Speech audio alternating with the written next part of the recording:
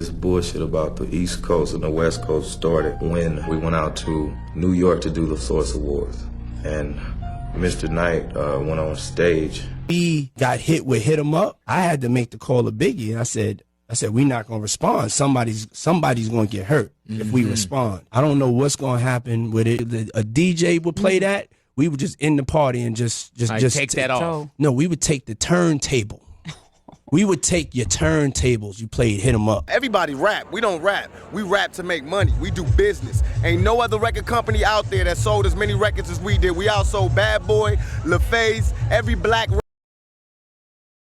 There was a lot of clowning. A lot of clowning. This is the West Coast hip hop representing constantly. Pac was adamant about whatever it was, the beef that he had. Before we dive deep into this story, a story that shaped hip-hop forever, I gotta say something important. It's about supporting the culture. It's about keeping the real stories alive, the ones that teach us, the ones that warn us. That's what we're all about. So if you believe in preserving the history and integrity of hip-hop, I need you to show some love. Support Bulletproof Entertainment. They're on the front lines making sure these crucial narratives don't get lost in the noise. They're dedicated to protecting the legacy, pushing the art form forward in a positive way. We need more platforms like that, now more than ever. It's about building, not destroying. This story we're about to get into is a heavy one. It's a cautionary tale filled with incredible talent, big egos, tragic consequences. It's the story of the East Coast versus West Coast rivalry. For those who lived through it, these memories are still vivid. For the younger generation, it might seem like something out of a movie, but this was real life. It involved real people, real communities, and real pain. We have a responsibility to understand it, to learn from the mistakes that were made, to ensure the music and the culture never again lead us down such a dark path. So let's get into it, but let's do it with respect for the legends we lost.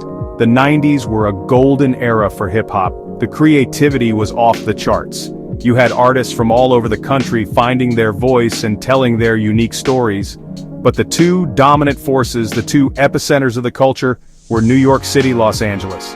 These weren't just cities, they were kingdoms, each with its own sound, its own style, its own king. The competition was healthy at first. It was about who had the dopest rhymes, the freshest beats, the most innovative flow.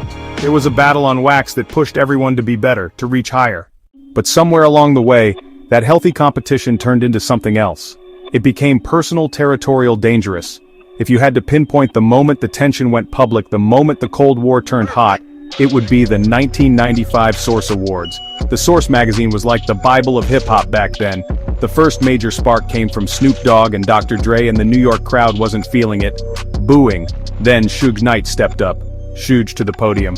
Any artist out there that want to be an artist and stay a star and don't have to worry about the executive producer being all in the videos, all on the records, dancing, come to death row. After the Source Awards, the media ran with the conflict. They smelled blood in the water. Every magazine, every TV show, every radio host wanted a piece of the story. The narrative of East versus West was simple, it was dramatic, and it sold copies. Interviews were edited to maximize drama. Questions were specifically designed to provoke artists into saying something controversial about the other coast.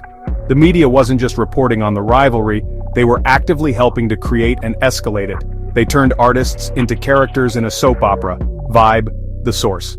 A cover story featuring Tupac would often include some inflammatory quote about Biggie or Puffy.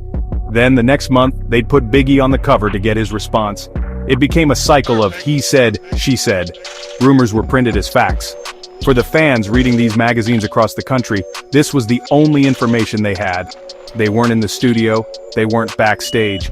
They only saw what the media chose to show them, and what they showed was a full-blown war. On one side, you had the East Coast, the birthplace of hip-hop. New York City was the Mecca. It was gritty, lyrical, built on the foundation of boom-bap beats. Think of artists like Nas with his poetic street chronicles on Illmatic. Think of the Wu-Tang Clan, a 9-man army from Staten Island that changed the sound and the business of the genre forever. And at the very top of that mountain was the Notorious Big, also known as Biggie Smalls. With his effortless flow and vivid storytelling, he wasn't just a rapper, he was the king of New York. Then you look out west. The West Coast sound was different. It was smoother, funkier, influenced by the G-Funk sound pioneered by Dr. Dre. It was the music of lowriders, sunshine, and harsh street realities. Dr. Dre's album The Chronic had already established the West as a commercial and creative powerhouse. Snoop Dogg became a superstar with his laid-back, melodic delivery. And then there was Tupac Shakur. He was more than a rapper. He was a force of nature. He was a poet, an actor, a revolutionary. He was the passionate, fiery heart of the West Coast, signed to the Notorious Death Row Records, run by the imposing Suge Knight. For a while it was all love. Tupac and Biggie were actually friends. You can find pictures of them together, laughing, sharing the stage. They respected each other's craft. The incident that really poured gasoline on the entire fire happened on November 30th, 1994. Tupac Shakur was in New York for a court case. He got a call to do a feature for another artist, Little Sean, and was offered a nice chunk of cash. The session was at Quad Recording Studios in Times Square. In the lobby with his crew, two men in army fatigues pulled guns and told everyone to get on the floor. In the chaos, Tupac resisted and was shot 5 times, including once in the head. Robbed of his jewelry and bleeding profusely, he made it upstairs to the studio. And who was in that studio? The Notorious Big, Puffy, other members of the bad boy camp. Pac thought their reaction was strange. Shock and surprise, but not concern. He felt they were acting guilty, like they knew it would happen. That planted a deep suspicion in his mind. The first major sonic missile was fired, ironically by Biggie. Shortly after Tupac was shot at Quad Studios, Bad Boy released a song called Who Shot Ya? It was originally slated for an album intro, but the timing was explosive. The song was dark and menacing, with Biggie rapping about the consequences of messing with him. For a paranoid Tupac, hearing this song from prison was the ultimate confirmation of his suspicions. He believed, "Who shot ya?" was a taunt. He saw it as Biggie taking credit for the shooting, mocking him on a record. The response from the West Coast was swift. On the track New York, New York, Thaw Dog Pound, Snoop Dogg, Corrupt, Daz kicked over a giant building in the music video, symbolizing their dominance over the New York scene. This was seen as a huge insult by East Coast artists. The response to that was a track called L.A., Capone and Noriega, Mobb Deep, Tragedy Gaddafi. It was a gritty, direct answer to the West Coast's perceived disrespect. The battle was now being fought verse for verse, beat for beat across the airwaves. These diss tracks weren't just songs, they were anthems for their respective coasts. When you were driving around Los Angeles, you heard the West Coast tracks blasting from every car. In New York, the East Coast responses were the soundtrack to the city. The music was incredible. The competitive fire produced some of the rawest and most passionate hip-hop ever made.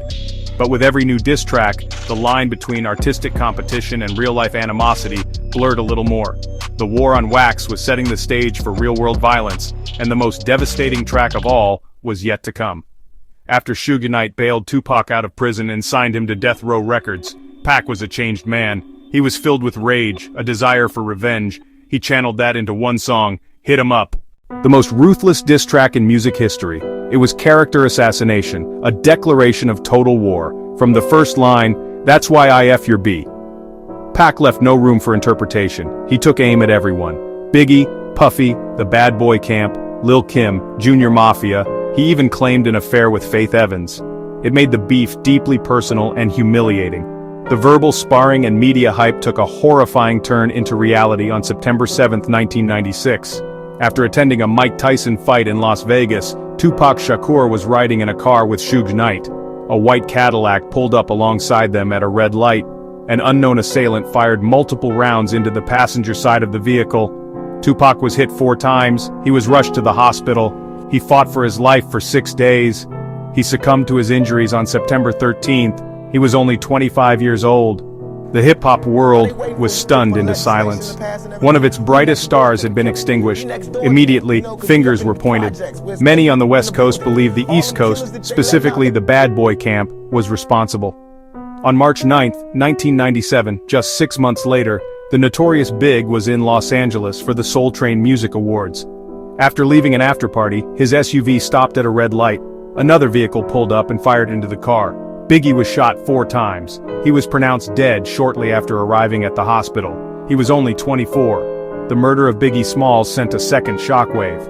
The two kings of their respective coasts, the two most talented rappers of their generation, both gone.